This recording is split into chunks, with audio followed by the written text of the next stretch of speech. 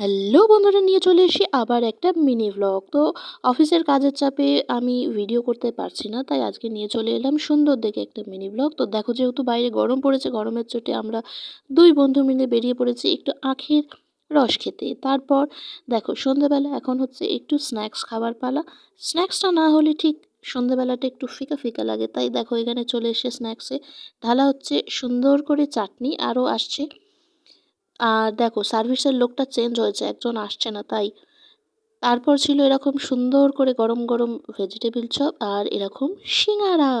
দেখো, বেশ সুন্দর দেখতে লাগছে। তো চলো খাওয়া দাওয়া শুরু করা যাক।